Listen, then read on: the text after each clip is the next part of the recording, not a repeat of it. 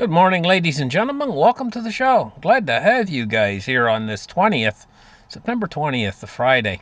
Thank you for tuning in. Well, the Feds went and done it. They've done made their rate cuts. They made a rather large rate cut, 50 basis points. They've kicked it off now. That's the last time they made was when Lehman Brothers went down. They made a 50. That's a crisis move. We can see it on the chart. Pull it up a little bit here, right there on the end of that chart. It's going down. The rate's starting to go down again. Looks like they're going to cut again soon. Another second cut. Who knows? If the economy gets worse, maybe it'll be another 50 basis. They're talking 25 in the next cut, 25 basis points. But heck, if something happens between now and then, the economy, don't rule it out. They want to get this down fast. They're losing a lot of money, the Fed is. Let's take a look at this. It says the last time the Fed cut by 0.5% or 50 basis points was on October 8th, 2008. Weeks after the collapse of the investment bank Lehman Brothers. It says that, make no mistake, a 50 basis point cut is a panic cut. So why did the Fed panic? They're saying, question mark. Yeah, well, because there's an awful lot going on in the economy that they're not willing to admit to, and there's an awful lot more weakness out there than they're willing to admit to, and they're eyeing the real estate market, and they don't want a total disaster coming. So they're doing their cuts, and they're doing it before the presidential election. It says that they're genuinely worried about the economy, and especially the debt levels. Well, it's more than to be worried about. It's like this has driven it so servicing the United States debt right now is they're packing on like $1 trillion and servicing it. Just servicing it. That's going to be added on the following year. That extra $1 trillion will be added on, and then they'll have to service that. How far can they go with this, especially when the BRICS nations out there are linked together and they are trying to steal world trade away from the West? As things get tough and war gets deeper and more entrenched, I could see some sort of embargo, even embargoes on goods is not out of the question when you do get involved and war starts to really become a real thing. I mean, not just trade's still going on. We're still receiving goods from China. That's because we're not really at war yet. Totally at war. I'm talking about total war. Anyway, how did I get off on talking about that? What we're really focusing on here is things are not so rosy for the Fed. And they're going to have to continue to cut rates. And maybe faster than people think. To stabilize the system. Because the system right now is really shaky. And getting worse, actually. And right, look. To change the subject here. We're going to talk about Lebanon for a minute. They exploded a whole bunch of... First it was these pagers. Bang, bang, bang, bang, bang, bang, bang through the city. Then the next day it was their walkie-talkies. Bang, bang, bang, bang, bang, bang through the city. And from what I heard, it extended into more devices than just walkie-talkies and pagers. Started to descend into cell phones, these electric motorbikes, cars. I heard it was in types of solar panels. And an awful lot of things just started to blow up. This is a new technology. I've never heard of this before. This is the first time I've ever seen anything. But it's devastatingly powerful. It's a new technology. Now, the people that did this, and I don't know Has any country actually claimed responsibility? Do we really know who did it? Well, everybody's thinking Israel did it, but I don't know. Has anybody claimed responsibility yet? But, okay, looking aside from that, I'm not going to focus on who did it. I'm going to focus on the technology right now for a minute. There's something new. And what I'm thinking to myself is, hey, if whatever country did that to Lebanon and blew up all their devices, could that same technology be turned around and used on us? This is what I'm worried about. Could it? Because we all got cell phones. Not so many people have pagers. A lot of people have walkie-talkies, and a lot of people have all kinds of laptops and tablets. And so what about all that? Are we all safe? Or is this some sort of a new type of warfare that how they're doing it? I don't know. But I know it's devices, and everybody in the world's got devices now. Not just the people in Lebanon. And I'm worried about this technology being exploited, not just in Lebanon, but this new type of warfare. If let's say Israel did it. I don't know if Israel did it or not, but if Israel did it, then other countries could get that. Just like when they invented the atomic weapons. America had it first, and they were the only ones that had it, and they used it against Japan. But now all of them out there a lot of them got it. North Korea's got it, Russia's got it, Pakistan's got it, all these countries, India's got it, they all got it now. And these armies look and they see how effective this is, blowing people up right in their own homes, but electronically. Well, heck, I just don't know. Is this going to be a one-off? Or are other countries going to start to try to use that same technique against their enemies? I just don't know. I don't even know how it functions. But I do know that their pagers were blowing up. And I do know, and I've watched the videos, that their walkie-talkies were blowing up. I saw one of the walkie-talkies blew up. I saw a video of it, right? And it blew up like a hand grenade. I saw a video of it. I saw it was the side of a building, and one of the walkie-talkies were blowing up inside the building, and the explosion come out the window. And I said to myself, oh my gosh, anybody inside there? It's quite a blast. I'd be hard-pressed to survive. Is it in the batteries? Is the batteries blowing up? What in the heck is this? It's just strange beyond belief. But now Israel is attacking in Beirut. And Beirut strike today, and they've killed 12 in Lebanon today in this Beirut strike. 66 others injured, And so what is heating up toward a war? And I don't know if the war has actually been declared or not between Israel and Lebanon. I haven't heard. But it's heating up towards something. If it isn't a war right now, it's heating up towards something. I mean, this is really big, with this with these strikes and stuff they're doing right now, and it's extending. It's starting to look like this thing's going to spread into a regional war. That's what it's starting to look like to me.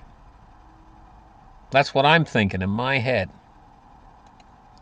Now, Mars. We'll switch the subject a little bit. We're going to talk about Mars now. And, I'm going to tell you, I've been seeing these articles ever since they got that latest telescope. The newest and greatest telescopes. They're getting these new space telescopes that are more powerful than the Hubble ever was. So they can see a lot more out there. And, I think they're seeing things that they just cannot explain. And so what they'll do is they keep using this word, giant structures. So they say, okay, we're looking out into space, and we see these giant megalithic structures we can't explain.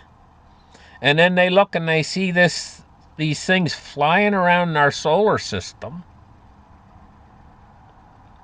that look like giant starships. But then they have to come up with these prosaic explanations, of natural explanations of why they think this is not aliens or anything. No. This is, they keep doing this over and over again. No, these giant structures and this and that and everything else, this has all got a prosaic natural explanation somehow that they have to find. But it keeps getting harder and harder for them to explain all this stuff. You know what I mean?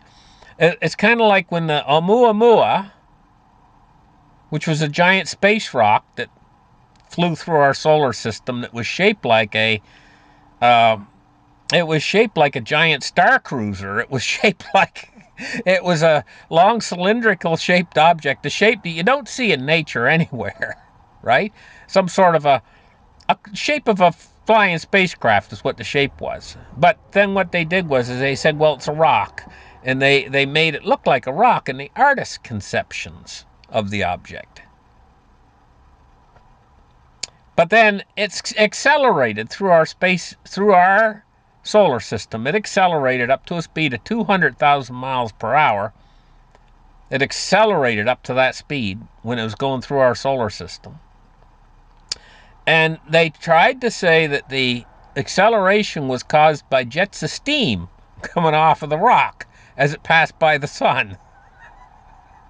But now here's the thing that gets me, is we've been working on rocket engines here. People like at SpaceX, Elon Musk, he works on rocket engines all day. And NASA's been working on rocket engines since the 1940s, And they've never succeeded of obtaining a speed of 200,000 miles an hour. I think the fastest they've got up to is like 150,000 miles an hour in space. And they want to go fast like that because they want to make a trip to Mars, especially Elon Musk. So they're working hard at this to try to use every different type of scientific method that we have at our disposal to try to obtain speeds in excess of 200 or up to 200,000 miles an hour or faster. They would like to go faster than that. But somehow this rock, Oumuamua, was able to do it. A rock was able to do it. So why don't they study rocks as engines for their spacecraft? We'll just make a rock and we'll float it through space and we'll go 200,000, 400,000, a million miles an hour. Why make all of these rocket engines and stuff? We'll just hop on an asteroid and go there. I mean, none of it makes any sense. Unless you take it in the context that, hey, maybe Oumuamua wasn't a rock. Maybe it was a craft with a technology that we don't have yet because we cannot achieve 200,000 miles per hour. And now they're spotting other things, and they keep going to these extraordinary measures to explain these things away. Now they're finding these extraordinary giant structures discovered beneath the surface of Mars. And here's a picture of them. We got these. First thing, I looked at this picture and I said, hey, you know what? Look over there to the right side of this picture. You see that? That's water. That's the effects of erosion. I can tell by looking at it. It's just so clear. And the water comes in like a river. It's coming in like a river, or kind of like, can you see it there? And it's coming in right toward these three evenly spaced, perfectly evenly spaced, just like the pyramids in Giza are perfectly evenly spaced, 3 in a row. These are perfectly evenly spaced, 3 in a row. These mound-looking things. And then they say there's structures underneath the surface right there. But they're saying, oh, it's just got to do with volcanic activity, blah, blah, blah, and it's this and that and everything else. And they're trying to make it away into a natural thing, with their observations and stuff. Where did it say here?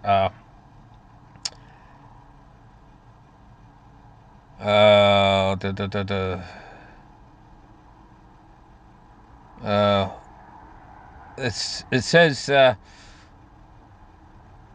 Root and his colleagues concede that in order to truly get to the bottom of these mysterious structures, they need more data. And it says to gather this data, they'll need to embark upon a new mission. But, you know, these things are starting to pile up on them now. And I can see what's coming. As they're inventing new and more powerful telescopes, the next level telescopes, space telescopes that are coming along, are probably going to observe things that they cannot deny. Maybe they'll focus in on some planet and they'll see the city lights at night.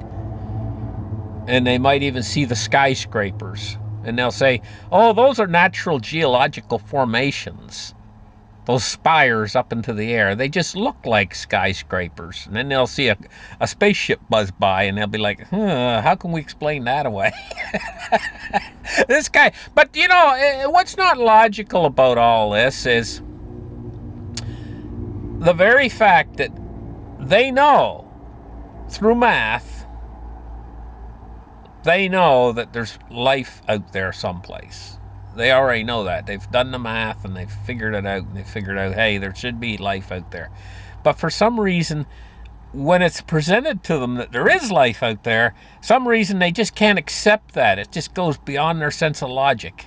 Well, it's logic to conclude that there's life out there, but somehow when you really find it, it can't be real. Oh, that can't be real. That's not logical. If you conclude that something does exist, and then you find what you're looking for, and you find that it does exist,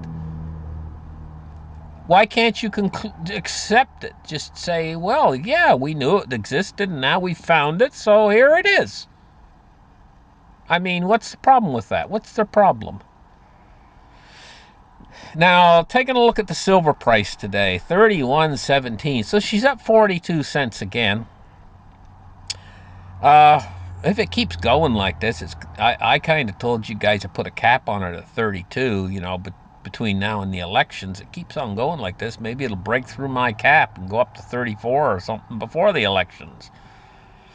So, it is possible, especially now with what the Fed's doing. They're starting their cutting cycle, you know, and there's no sign in the future anywhere that they're going to quit printing money. So with that in effect, that there's no sign of them printing money or even slowing down on their printing, and now that the Fed's changed directions again, you know, I can see as this really gets moving, I don't think that they're going to allow an actual collapse. And if they don't allow a collapse, we're moving in the opposite direction. Inflation's going to get stronger and stronger until people lose the confidence in the purchasing power. And, you know, the BRICS nations, they're going to make themselves stronger and stronger, and they're going to damage that purchasing power even more. Or try. Taking a look now at our cryptocurrency today, you know, we can see that Bitcoin today is up at 62,865. So she's finally broken through that 60,000 barrier. And she's moved up a couple thousand. Well, she moved up about $3,000 since yesterday. 62,865. Ethereum is at 25.41. And XRP is at 57 cents.